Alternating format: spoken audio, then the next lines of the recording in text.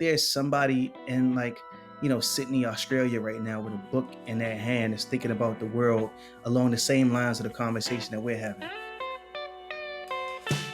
It's literally us manipulating and maneuvering 26 letters into different arrangements that might just liberate somebody.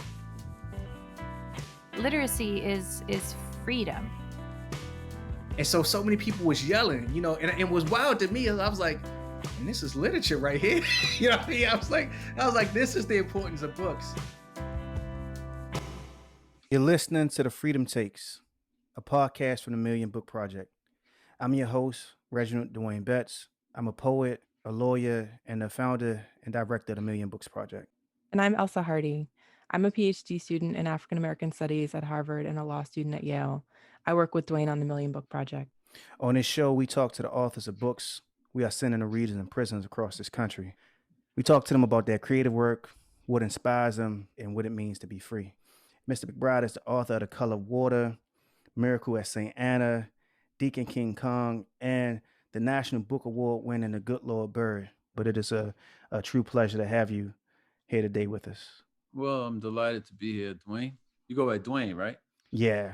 I just be trying to confuse people by saying my first name is Reginald. And then they be like, well, wait a minute, who's Reginald? Who's Dwayne? So that if somebody's looking for me, they can kind of get a little confused, Well, that's okay. I understand. If somebody's looking for you, just don't tell them you know me. That'd be fine with me.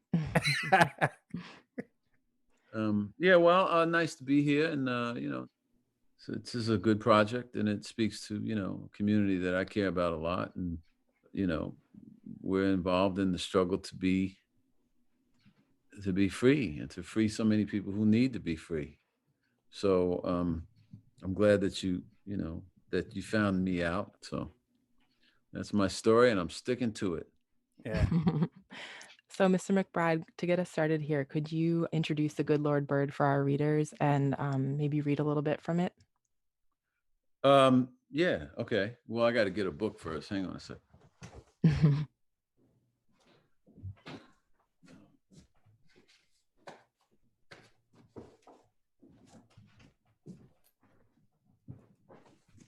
The Good Lord Bird is about it's about the white abolitionist John Brown, who in 1859 attacked the Harper's Ferry arsenal, which was where America stored all of its weapons, made its weapons, and stored most of its rifles, about 100,000 rifles.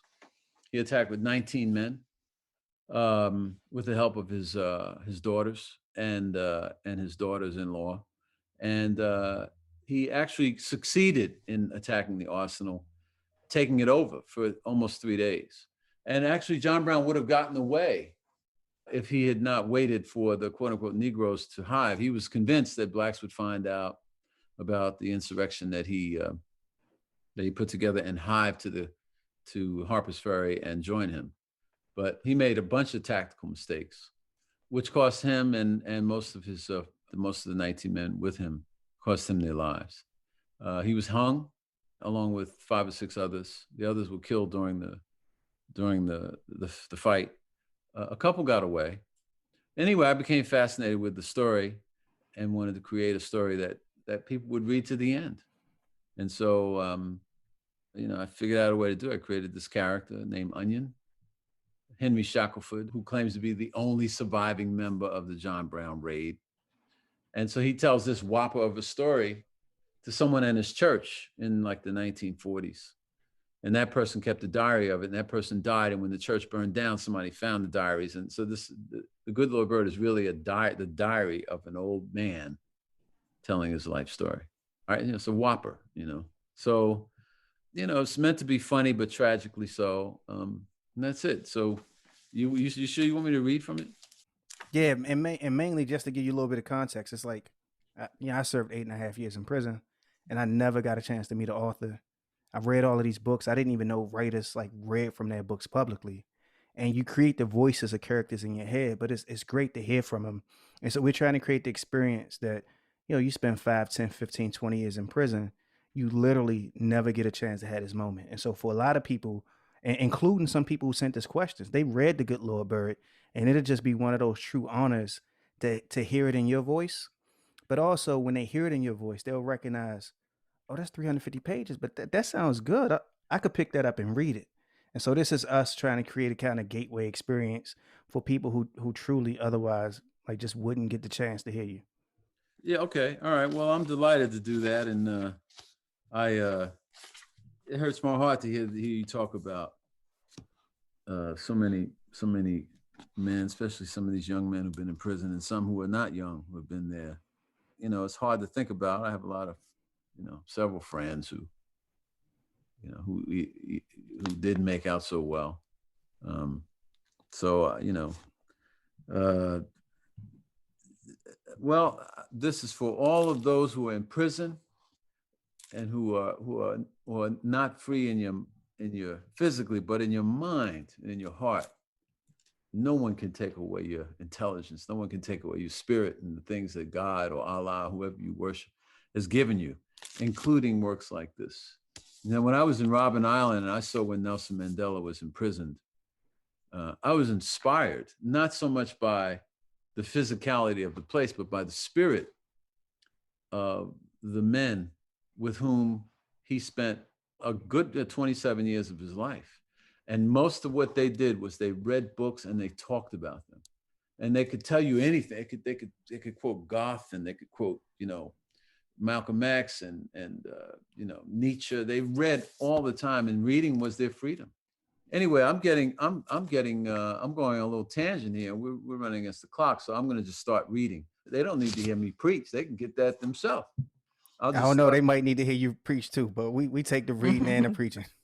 Well, I'm going to begin at the very beginning. I'll skip the prelude. I mean, the forward. The forward simply sets up the story. This story is written in the first person. This is an old man talking. This is Onion, Henry Shackelford, telling his story to a friend of his at some Baptist church in Wilmington, Delaware. And so this is reads kind of like a diary. Chapter 1 is entitled Meet the Lord. I was born a colored man, and don't you forget it. But I lived as a colored woman for 17 years. My pa was a full-blooded Negro out of Osawatomie in Kansas Territory, north of Fort Scott near Lawrence. Pa was a barber by trade, though that never gave him full satisfaction. Preaching the gospel was his main line. Pa didn't have a regular church like the type that don't allow nothing but bingo on Wednesday nights and women sitting around making paper doll cutouts. He saved souls one at a time, cutting hair at Dutch Henry's Tavern, which was tucked at a crossing on the California Trail that runs along the Kaw River in South Kansas Territory. Pa ministered mostly to lowlifes, four-flushers, slaveholders, and drunks who came along the Kansas Trail. He weren't a big man in size, but he dressed big. He favored a top hat, pants that drawed up around his ankles, high collar shirt, and heeled boots. Most of his clothing was junk he found, or items he stole off dead white folks on the prairie, killed off from dropsy or aired out on account of some dispute or other. His shirt had bullet holes in it the size of quarters. His hat was 2 sizes too small, and his trousers come from 2 different colored pairs sewn together in the middle where the arse met. His hair was nappy enough to strike a match on. Most women wouldn't go near him, including my ma, who closed her eyes in death, bringing me to this life. She was said to be a gentle, high yellow woman.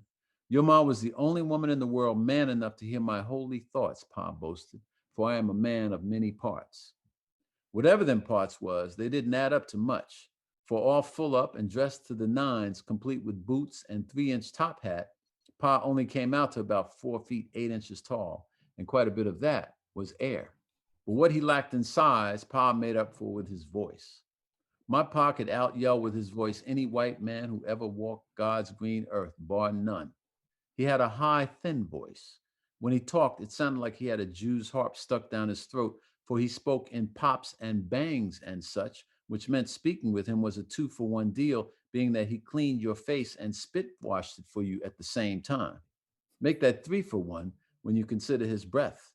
His breath smelled like hog guts and sawdust, for he worked in a slaughterhouse for many years, so most colored folks avoided him generally. But white folks liked him fine. Many a night I seen my Pa fill up on joy juice and leap atop the bar at Dutch Henry's bar, snipping his scissors and hollering through the smoking gin, "The Lord's coming. He's a-coming to gnash out your teeth and tear out your hair. then fling himself into a crowd of the meanest, low-down, piss-drunk Missouri rebels you ever saw. And while they mostly clubbed him to the floor and kicked out his teeth, them white fellas didn't no more blame my pa for flinging himself at them in the name of the Holy Ghost than if a tornado was to come along and toss him across the room. For the spirit of the Redeemer who spilt his blood was serious business out on the prairie in them days, and your basic white pioneer weren't no stranger to the notion of hope. Most of them was fresh out of that commodity, having come west on a notion that hadn't worked out the way it was drawn up anyway. So anything that helped them out of bed to kill off Indians and not drop dead from fever and rattlesnakes was a welcome change. It helped, too, that Pa made some of the best rot gut in Kansas territory. Though he was a preacher, Pa weren't against the taste of three, and like as not, the same gunslingers who tore out his hair and knocked him cold would pick him up afterward and say, "Let's liquor," and the whole bunch of them would wander off and howl at the moon, drinking Pa's giddy sauce. Pa was right proud of his friendship with the white race, something he claimed he learned from the Bible. Son, he'd always say, always remember the book of Hezekiah, 12th chapter, 17th verse. Hold out thy glass to thy thirsty neighbor, Captain Ahab, and let him drinketh his fill. I was a grown man before I know there weren't no book of Hezekiah in the Bible, nor was there any Captain Ahab. Fact is, Pa couldn't read a lick and only recited Bible verses he'd heard white folks tell him. I'll read a little bit more, okay? And this Yeah, one yeah. is John Brown. Dutch Henry sat right near the Missouri border. It served as a kind of post office, courthouse, rumor mill, and gym house for Missouri rebels who came across the Kansas line to drink, throw cards, tell lies, frequent whores, and holler to the moon about niggas taking over the world and the white man's constitutional rights being thrown in the outhouse by the Yankees and so forth. I paid no attention to that talk, but my aim in them days was to shine shoes while my pa cut hair and shoved as much Johnny cake and ale down my little red lane as possible. But come spring, talk and Dutchess circled around a certain murderous white scoundrel named Old John Brown, a Yank from back east who'd come to Kansas territory to stir up trouble with his gang of sons called the Potawatomi Rifles. To hear them tell it, Old John Brown and his murderous sons planned to deaden every man, woman, and child on the prairie. Old John Brown stole horses. Old John Brown burned homesteads. Old John Brown raped women and hacked off heads. Old John Brown done this and Old John Brown done that. And why, by God, by the time they was done with him, Old John Brown sounded like the most onerous, murderous, low-down son of a bitch you ever saw. And I resolved if I was ever to run across him, why, by God, I would do him in myself, just on account of what he'd done or was gonna do to the good white people I knowed. And not long after I made them proclamations, an old tottering Irishman teetered into Dutch Henry's and sat in Pa's barber chair. Weren't nothing special about him. There was 100 prospecting prairie bums wandering around Kansas territory in them days looking for a lift west or job rustling cattle. This drummer weren't nothing special. He was a stooped, skinny fella, fresh off the prairie, smelling like buffalo dung, with a nervous twitch in his jaw and a chin full of ragged whiskers. His face had so many lines and wrinkles running between his mouth and his eyes that if you bundled them up, you could make a canal. His thin lips was pulled back to a permanent frown. His coat, vest, pants, and string tie looked like mice had chewed on every corner of them, and his boots was altogether done in. His toes stuck clean through the toe points. He was a sorry-looking package altogether, even by prairie standards. But he was white, so when he sat in Pa's chair for a barbershop for a cut and a shave, Pa put a bib on him and went to work. And as usual, Pa worked the top end and I done the bottom, shining his boots, which in this case was more toes than leather. And after a few minutes, the Irishman glanced around and seeing nobody was standing too close, said to Pa quietly, "You a Bible man?" Well, my Pa was a lunatic when it come to God, and that perked him right up. He said, "Why, boss, I surely is. I know all kinds of Bible verses." The old coot smiled. I can't say it was a real smile, for his face was so stern it weren't capable of smiling, but his lips kind of widened out. The mention of the Lord clearly pleased him, and it should have, for he was running on the Lord's grace right then and there, for that was the murderer, Old John Brown himself, the scourge of Kansas territory, sitting right there in Dutch's Tavern with a $1,500 reward on his head and half the population in Kansas territory aiming to put a charge in him. There's your read. Yeah, man, I appreciate that. It's like a fantastic book, and it's great to hear it in your voice and to hear those characters come to life. Writing a book is sort of like letting God into the room and hoping he's coughing and that you got a handkerchief. um, you do a lot of characterization with voice in this, and I know you play the sax, but it almost feels like a jazz musician. And John Brown, when he talks, it becomes him running on a solo. And I feel like it's the same kind of thing for Onion. And so I wonder how, when you develop these characters and you're trying to get a richness in voice and trying to distinguish them so that when you read it, you hear different people. What is that process like? Well, there are a lot of ways to tell a story. And I know since I'm talking to people in prison, I'll give them everything I have. And maybe this will help them through the day, because I don't normally do this, but I'm going to do this because I want these men and hopefully some of these women to understand that, when you have something, you have to share it with somebody. So now I'm sitting at a piano now. And if you have a song like this, let's see.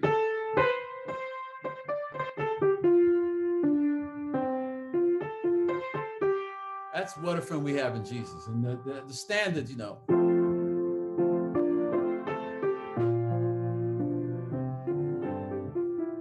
But there's a lot of ways to tell this same story.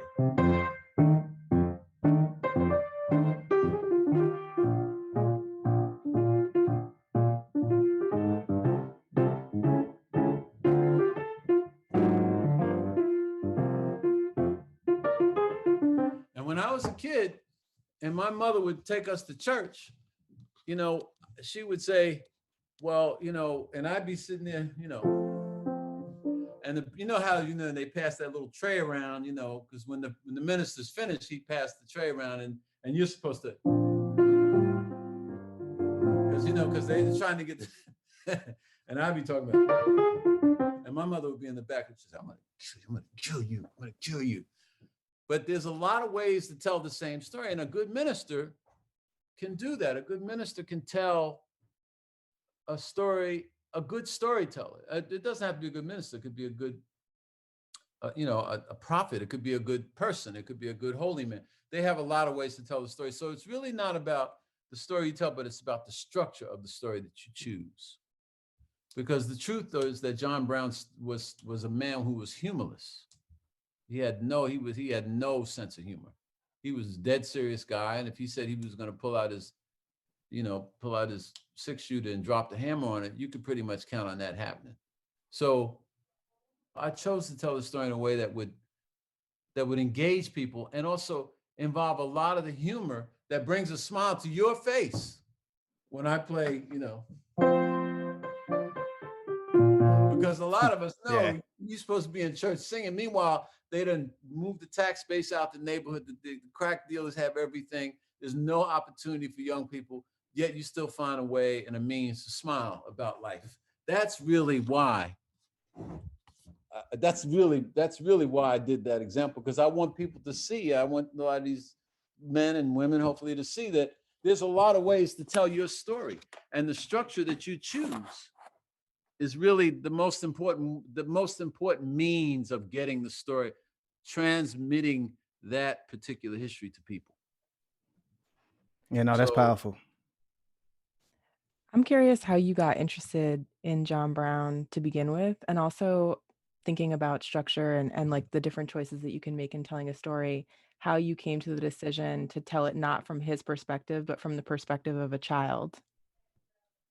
Well, I got interested in him because I was doing a book about Harriet Tubman that 8 people read, and I have 11 brothers and sisters, so that tells you how many that book. But while I was researching the book, I was down in the DC, Maryland area, and I was at in the Easton, Maryland, Easton, where Frederick Douglass was born, in the Historical Society. And, these historical societies are normally run by, people who are, look this way, when a Black person walks into a historical society, they get nervous right away, because they think you're there to either bum money or steal something or whatever. And then if you ask intelligent questions, either they're nice about it or they're just ding dongs. So the ones in Eastern Maryland were ding dongs. But so I didn't bother with them because I had work to do. And there was a diary there that mentioned John Brown. He was on the Eastern Shore of Maryland, which is a little, the little where Annapolis and all that is. In any case, he mentioned John Brown and he mentioned the raid on Harper's Ferry. And I was so fascinated, I just drove right over to Harper's Ferry and took a look at it. When I looked at it, I said, this is a good story. So when I finished the Harry Tubman book, and then I wrote a James Brown book after that. And then I went back to the John Brown story and tried to figure out a way to tell it. I decided to use a kid's voice.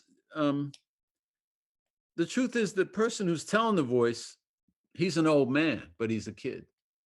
So, the trick is you have to tell it in the voice of a kid with the maturity and the hindsight and the wisdom of an old man. Childhood innocence is always a good thing to use if it's used right.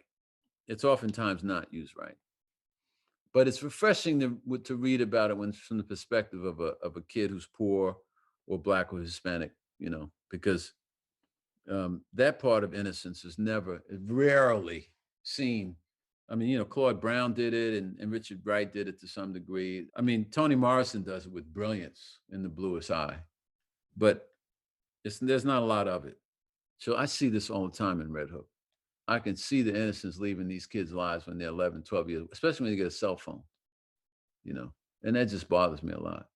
But anyway, so that's why I chose that form. Yeah, no, that's interesting because I wrote my memoir, and one of the things I was trying to do was try to write from a kid that was 16 that's suddenly in prison, and I like to think of prison wildly as like innocence lost or innocence found, mainly because you end up really as close to the bottom that you'd ever been in life. And I think if you're smart about it, you start to confront the world in a way that reveals something to you that you have refused to notice. And so anyway, I tried to write my book that way, but I think I struggled with it partly because I had no real idea what story I was telling. And I feel like Onion is that way though. Onion has no idea what story he's telling. Like he doesn't know if he's gonna make it. And he doesn't know what's gonna happen from moment to moment. And you see a complexity in his decisions. And I wondered when I was reading it, it's something that happens between the Black characters where the moral dilemma is so complicated that nobody has one train. Bob is his own person. Sabonia is just fantastic. But then so is Pie in a way. And I found that Onion couldn't judge any of them. And I found that I couldn't judge any of them either. And I just wondered, were they intentionally set against the moral clarity that on the surface John Brown had? Well, you're asking a two-part question. The first part question is, you probably know the answer to that better than I do, but there's a lot there, because a young person who is finding his moral compass, who hits bottom in the prison industrial complex in America, has to develop an enormous amount of fortitude and strength, and hopefully help both inside and outside the institution to get back to finding the buoy point, the lighthouse that they had started with before they ended up there. Because prison is basically, it's a trap, it's a trap that many millions have fallen into.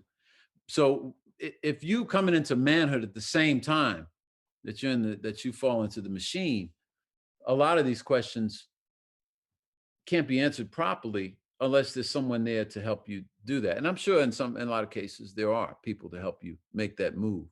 But in terms of John Brown's perspective and the perspective of the book, is that one of John Brown's gifts was that he didn't judge anybody. And as a writer, you have to remember, if there is no judgment, there is no journey. If there is no journey, there is no book. So you're right. Pie was a villainous character, but we're not qualified to judge whether Pie was villainous or not. She used what she could to get where she could go. I remember when I lived on 43rd Street in Manhattan, it was, this is back, going back 25 years now. The prostitutes there I felt safer with them on the street than when the cops are around, because they all knew me. And, and I knew that their handlers and stuff. They knew I didn't bother them. So I knew when I hit the block, when I hit 43rd between 9th and 10th, I was okay. I was safe. Now, but I was on 44th Street, that's a whole different thing. But, but I knew when I hit my block, if them ladies I was safe. I didn't have to walk in the middle of the street, nothing like that. And because I didn't have judgment for them, I understood, or at least I thought I did. This is their job. My job is to take my horn and get back to that apartment before somebody knocks my teeth out and takes my horn and my $50 that I just made. So my point is that the second part of your question is easy to answer. When there's no judgment, there's no journey. Without journey, there's no book. The first part, really, you're more qualified to discuss that for me from a perspective of being in prison. But from the perspective of being a young person who's trying to follow their moral compass, that's not necessarily a young person problem. That's a problem for everybody. And at some point, the older you get, the more you become who you really are, whether you're in or out of jail, you still become who you really are. And if your moral compass is set straight, then your chances of getting into the good place after you leave this life, whatever that good place is for you, are much greater. Because what John Brown does say, and I always affected me, he said, this little small space is life, and the rest of it is what's beyond us. And if you want to get to the rest of it, your karma in this life it better be right. So I've done 2 degrees in African American studies at this point, and my dad has had a long-standing fascination with John Brown. He's a jazz pianist, and he's writing a musical about him. And yet, this was the most time that I had spent with John Brown. I really came to know him through this book. And I had always had this impression of him as being this like very impassioned but measured person. But in the novel, he comes off as being kind of unwieldy, almost fanatic. And so I wonder how much of his personality you invented and how much was rooted in history that you read. I don't know. I didn't, once I started writing the book, I didn't really go back to check to see if, like if someone brought him a 7-Up instead of a ginger ale, if he'd flip out. Novels don't happen that way. So this John Brown is a fictional character based on, quote unquote, based on the real thing. He did a lot of the things that the real John Brown did, but I really can't answer that question, because in the very act of deciding what to include or exclude makes every piece of nonfiction a piece of fiction, really. I mean, a lot of the people that we're talking about that are going to see this, if they could tell you their side of the story, it would be completely different than what, the prosecutor or the cops or the victim would have to say. So we create these set of arbitrary laws, or not so arbitrary laws, that tell us, who's right and who's wrong. As a storyteller, your job is to try to avoid the traps that are morally unjust. And so that was more important to me than whether I was accurate to, like whether John Brown was, it doesn't matter, because we live in a world of right and wrong where the goalposts are moved around so much that, today's patriotic hero is tomorrow's villain. So your moral justice has to come from someplace out of society. The moral drive within us has to be attached to something that is good, if you want to write good books anyway. But anyway, I hope that answered your question. I just wonder, where does that come from? Because your books chase something, and it's here in Good Lord Bird, but it's also here in Deacon King Kong, where I don't know, I end up liking your characters, and my ability to like them as people, it's not like rooted in race, it's not rooted in culture. I guess I'm trying to say that you do a really good job of portraying a multifaceted group of people in ways that we are often hearing now suggested is impossible. Bitterness and anger is toxic to good writing. And it's also toxic to leading a good life. I remember when crack destroyed the housing projects, destroyed families. And the level of patience and goodwill and kindness and humanity and courage that so many of these people who suffered this face life with it makes me ashamed to even complain about a flat tire, really. So yeah, I have an appreciation for all cultures. I mean, part of it's because of the way I was raised. My mother was white. We lived in the Black community. We never really, nobody called my mother names. I mean, they knew she had all these kids, and kids would fight back, and nobody called us mulattoes or nothing. I mean, they called us niggers mostly, if they called us anything. But I mean, we, I mean, we were happy. Now today, it's different. It's a whole different world. But I mean, this hardcore racism, classism that exists in the world was not really part of my growing up life. We just treated people decent, and my church was the same way. Not all of us. Now you got some serious hypocrites in the church, but so it just came out in my books. That's all. I mean, look at your great writers, W.B. Du Bois and Toni Morrison, and your great musicians, Sonny Rollins, John Coltrane. Everyone talks about this. They were the nicest people, really, people who knew them. It said, Miles Davis was supposedly, oh, he would pull a gun on you. They always say that about black jazzmen. They all pull a gun on you. You must have known that in my head when you were naming that list. I was like, I don't know if they're gonna say that about Miles Davis though. Well, if you listen to Eddie Jefferson's music, Eddie Jefferson, who did a lot of, he translated jazz solos into words, and he explains what Miles is like. And Miles was a very good person. He was a tortured man. He was a brilliant cat, man. And these guys weren't pulling out guns and shooting because they were like trying to rob people. They were creating an art form that went around the world, and they couldn't even get a glass of soda in Memphis. So, at a restaurant. So, I mean, look, if someone punches you in the face like 5 times, are you supposed to stand there and say, may God bless you and keep you? Maybe, but maybe not. Everybody's not going to act the same way when they're oppressed. But that said, I'm not against someone who's Italian who becomes a mafioso because he can't get a real job, can't go to college. And I'm not against an Irishman who becomes a cop or an Irish woman who becomes a cop because that's what their father did. I'm not even against them becoming a racist because that's what they know.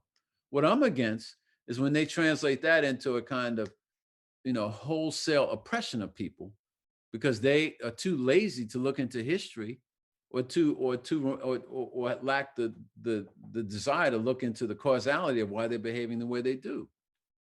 You should know that like one of the cool things is listening to somebody you admire riff on the world and the communities that they live in.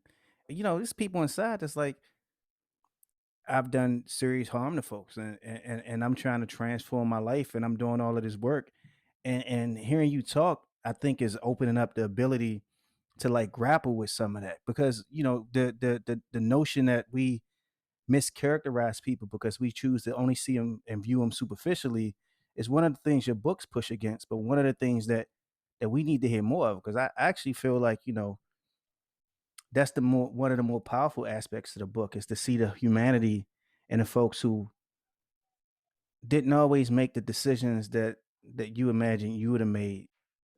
God will forgive the blackest sin in the world. Pardon the use of the term black. He'll forgive the worst sin. You're entitled to make mistakes in this life. And a lot of the mistakes you make are based on the information that you have. Information is everything. Books are the gateway to freedom. I'm not going to regale you with stories of people that I've known who made just one mistake and suffered their entire life for it because your audience knows that story. But the real story is those who can take that moment where they wish they would have taken that moment back, let off that, and move into the freedom that exists within here.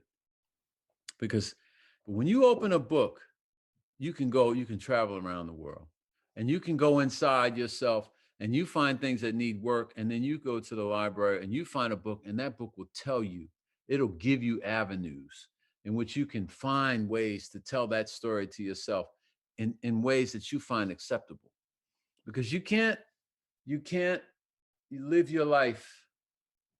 You can't live your life thinking that you should have done this or that. That's gone. It's about the struggle for freedom now. And it's about the struggle to be full now. And you can be full anywhere. I talked to Sonny Rollins, and Sonny Rollins was in prison. And it really offends him when people bring that up, as well it should. Because in his day, a lot of jazz musicians did drugs. They had to, just to keep from going crazy.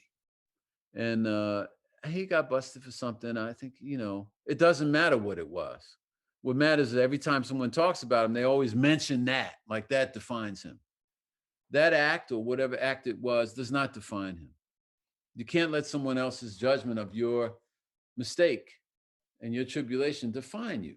And so he went on after that, and he became one of the great musicians of all time. And so if you're writing a book, just make sure that your structural approach is free of bitterness and cynicism. Try to be not necessarily pure, nobody's pure, but just try to be honest about what you see and what you know. And it'll help it'll help your story, and it'll help you, because writing is a great catharsis. And the writing skills that you have, that you develop when writing on your own, will help you once you get to the outside. Your ability to tell a story can take you a long way in this country, as evidenced by the 4 years of the 45th president we've experienced. This guy does nothing but tell stories. Most of them not true. Doesn't matter. He's a storyteller. Tell a good story, and people who are too dense enough to realize it's a lie, they just listen to it. But a wise person will pick up a book, say, here's a book, History of Disability in the United States, Epilepsy, Cape Verdean writers. These were the people that Herman Melville was writing about when he wrote Moby Dick. By the way, the last 3 chapters of Moby Dick is probably the most exciting piece of fiction you will ever read. Ever. When that whale gets mad, it's over. Captain Ahab starts kicking all kinds of ass. Moby Dick gets mad. And that's a metaphor for life, right? They were all going out to get this whale. They was going to kick the whales. Oh, we're going to get some whale meat and blubber. Okay. Check out Moby Dick. He had something for you. So how can someone hurt you when you know that kind of history, when you have that in you?